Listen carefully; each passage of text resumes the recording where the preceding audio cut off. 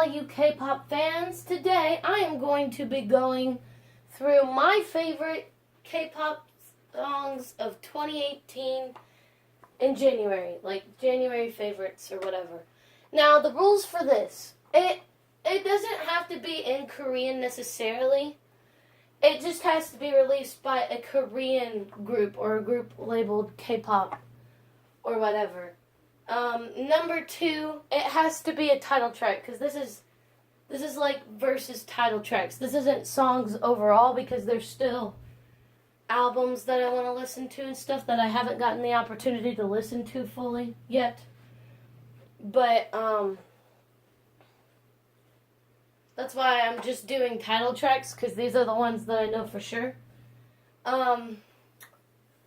Then we have rule number 3, which is it doesn't have to be off an album. It can be a single or whatever. But I'm doing it like not OST singles or whatever.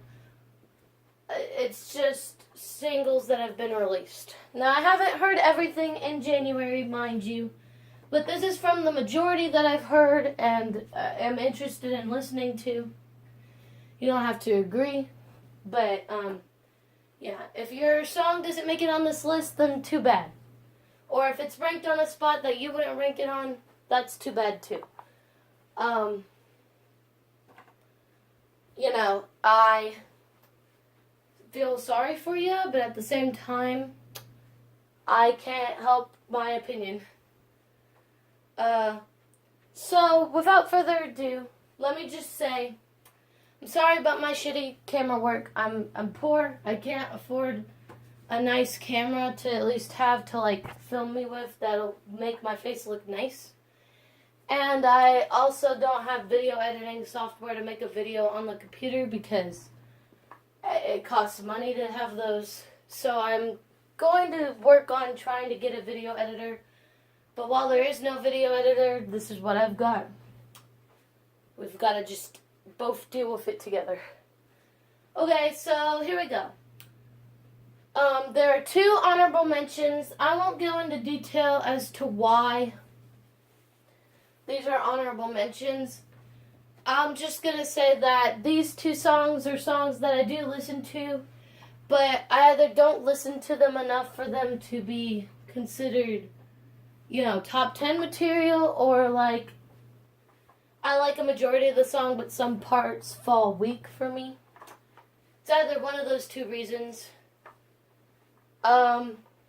My 2 honorable mentions are Luna and Amber's Lower and Oh My Girl's Secret Garden. Those are my 2 honorable mentions. So now that we've got those out of the way, let's get to the real top 10 list. At number 10, we have Twice's Candy Pop, which is a Japanese release.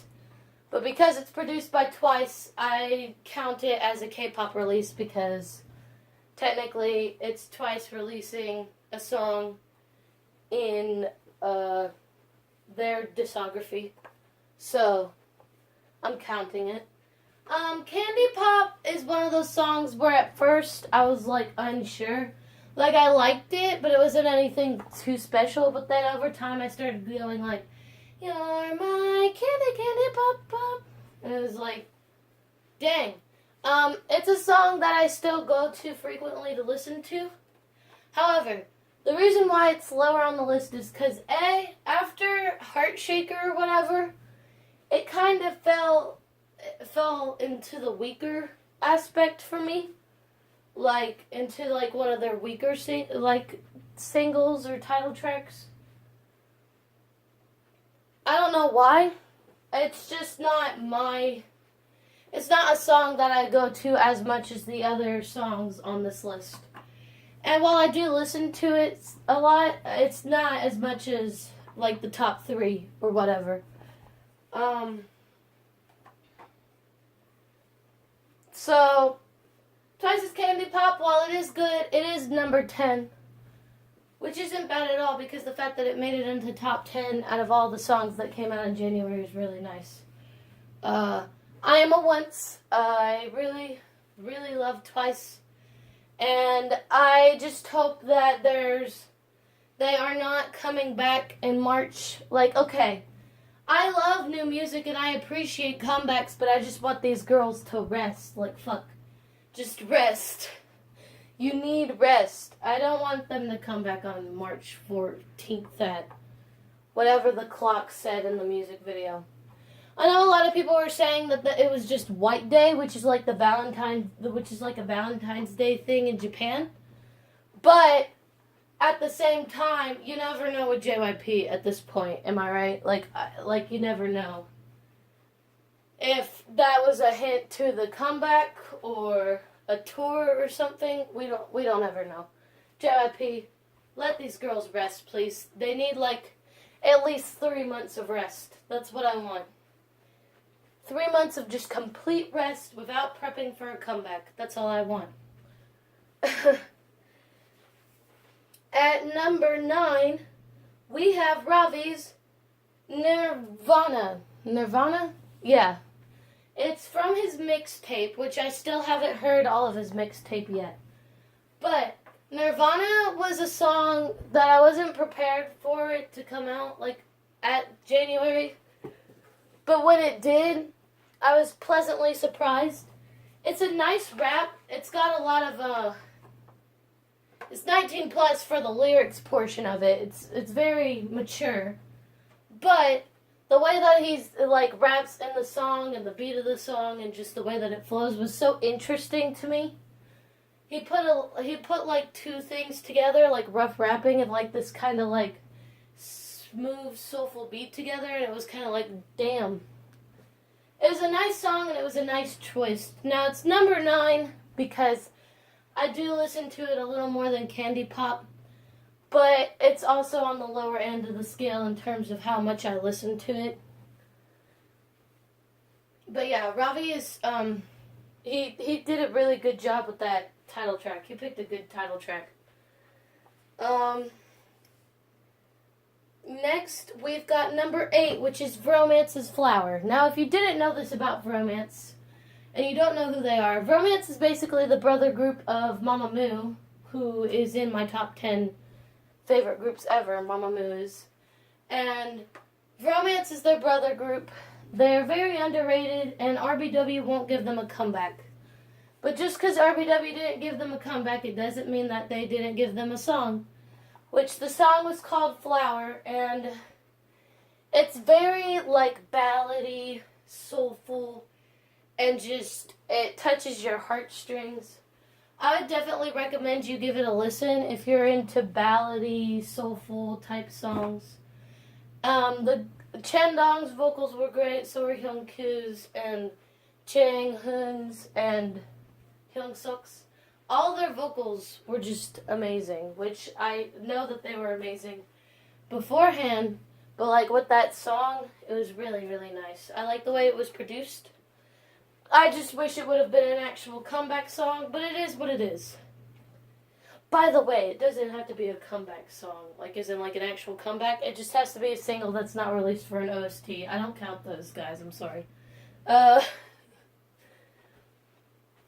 Next, we've got number 7, which is Holland's Neverland. Now, if you don't know who Holland is the first openly gay idol in terms of, like, not openly gay as in, like, I know there were other gay idols or LGBT idols, but Holland's the first one that I've ever actually seen him, like, do, like, have a kissing scene in his MV with another dude. Like, he's very open about it. He's not under a company, which is sad. But at the same time, probably not that sad because I don't know what the company would do to him. Never mind what. His music video is beautiful, but the song is just so nice because compared to everything else that was released in K-pop, you know, his voice is very unique. And with the song, it was very, like, kind of, to me, it felt very whimsical, very, like, passionate. There was so much passion put into the song, you could just tell. And so, seeing Holland also in the MV do that was great. But I'm mainly putting him in the top 10 for his song. I hope that Holland continues to have success, even though he is a homosexual, because we all know that in Korea, they are very, like, strictly against the gay culture and the LGBT culture, which is really sad.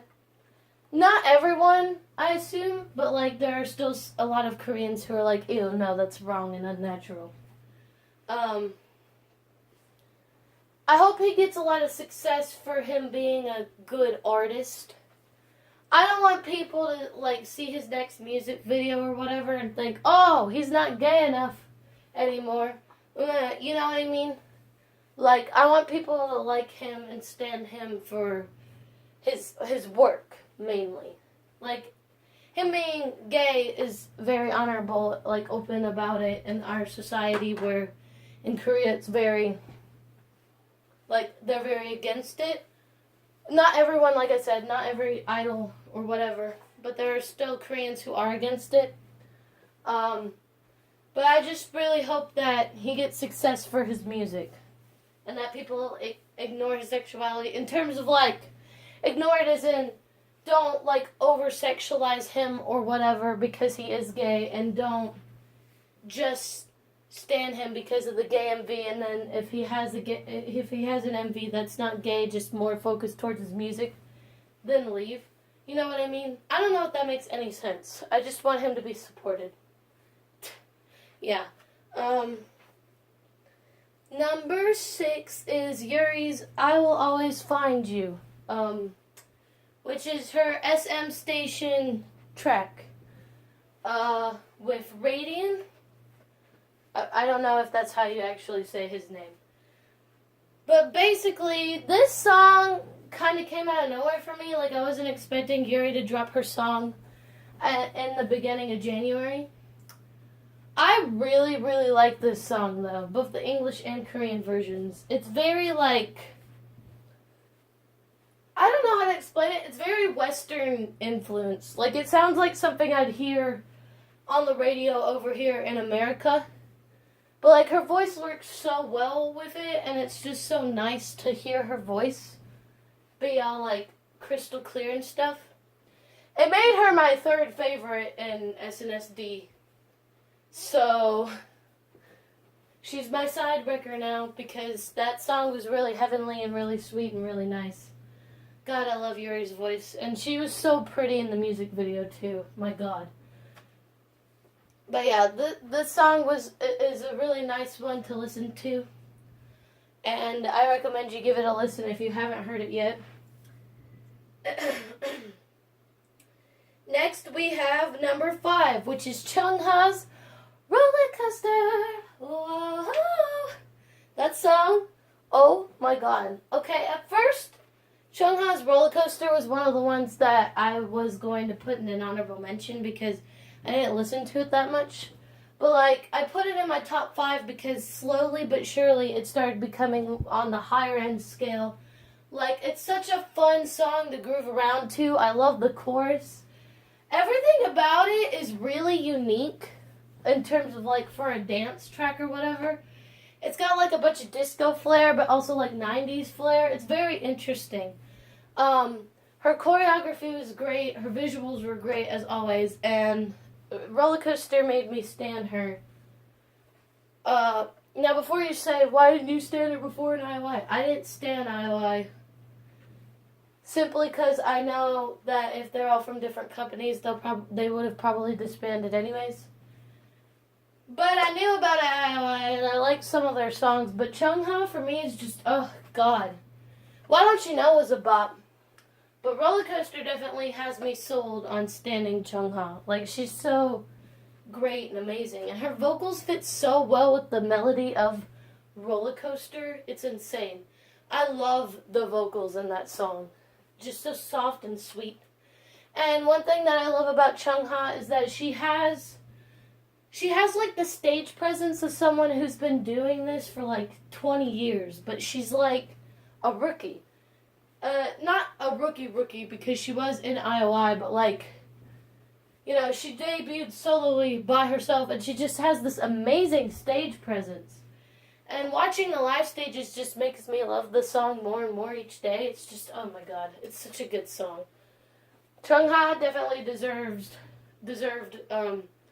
to get an all kill for that. And I hope next release she gets an all kill for it, because she deserves it. Honestly. Now, number 4 is Jonghyun's Shining. Shining is a bop. I think the reason why it's number 4 and not in the top 3 is because every time I listen to that song, I cry. Like, we all know what happened to Jonghyun. He killed himself, and it was a sad day for everyone involved. I never was a swan. I don't know how to say it. I never stand Shiny. I always liked their title tracks and stuff, but I never really got into them. I feel really bad because I feel like I should have gotten into them before it happened, but I can't really change the past. Jonghyun will forever rest in peace and rest in our hearts. I wish he could know that his legacy will live on forever. And I'm glad that SM released that album. I still need to listen to it. I've been really busy. I haven't had time to listen to a lot of K-pop albums, actually, as a whole. But, you know, I've heard a couple of the other songs, and they're really amazing. But Shining is just so good. But the problem with Shining is that every time I listen to it, I cry because I know I'm not over it still. Even though I didn't know him as well as other people did, it still really affected, like, everyone. And I just, listening to it makes me cry, like in a sad way, because he's gone and I miss him. It's so sad. But the song is so upbeat, so I also cry in a happy way because his legacy ended with a song that he was proud of and an album that he was proud of. So I think it's like a bittersweet cry. So now we're in the top 3. Now the top 3 are the songs that I have been listening to the most. And I actually know how many times I've listened to each of these songs. So, without further ado, let's get started with the top 3 songs of 2018 in January. Number 3, Momoland's Boom Boom. Boom Boom is a thing that happened. I didn't even know who Momoland was, but I just saw so many K-pop forums, and like the K-pop Amino was blowing up. Everyone was blowing up about Momoland releasing this song, and I had heard about Momoland, but I'd never seen them or anything like that. And I knew who Jui was, just because a lot of people use her as a meme, because she's a very bubbly K-pop idol. So when I went into like Boom Boom, I was expecting the song to be good.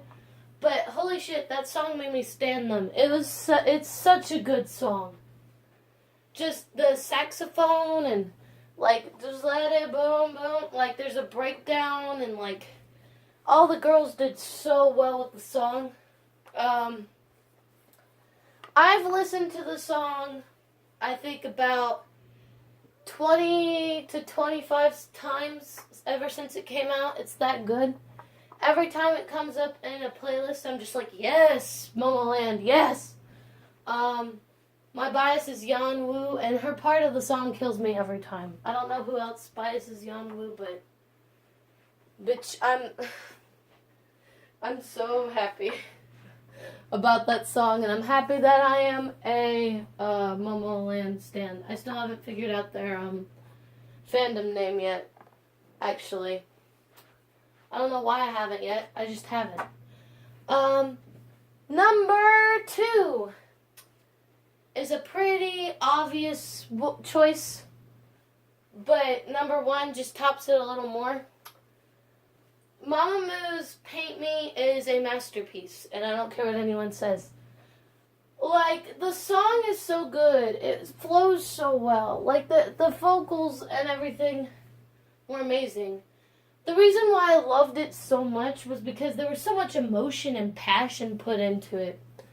And I remember hearing it live at the Seoul Music Awards, or I think that's where it was, where they performed a small bit of it, and I just need to hear them perform the whole song whenever they come back.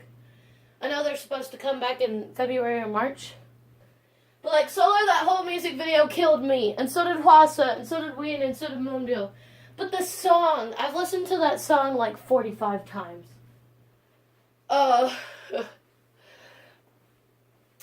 I love that song to the point where it hurts my soul every time I hear it still, to this day.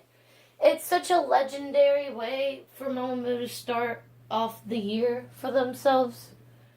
And I just, oh God. And they got on trending worldwide at number 24 at one point, and I was like, bitch. And then it was on the iTunes charts for so long, and I was like, oh, my baby's getting the recognition they deserve.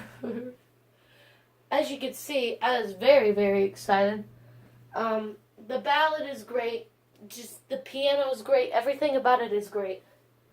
However, there's one song that came out not too long ago that I've listened to like 50 times already because I'm streaming it. And every time I listen to it, I never get tired of it. I never have to like take a break and listen to another song. If I have it in my streaming playlist, I can just listen to that over and over and over again. And I just, they are my ultimate bias group, but this song just, oh my God, it's so beautiful and so great and so amazing. I love everything about this song and this music video. It's just a legendary era already. It hasn't even started that yet, like as in like the stages or whatever. On my number 1 spot, it's Red Velvet's Bad Boy Down. Bad Boy. I don't know if y'all have seen my reaction video to it, but like I was freaking out the entire time. See, the thing is that what I was expecting, it probably wouldn't have been number 1. Because I was expecting it to go like super hardcore hip-hop or whatever for some reason. I guess when I heard that it was an R&B song with hip-hop roots, I thought, oh, well, there's probably going to be a lot of rapping and stuff in here. You know what I mean? But, when I played it, the whole song through, after freaking out when I was watching the MV,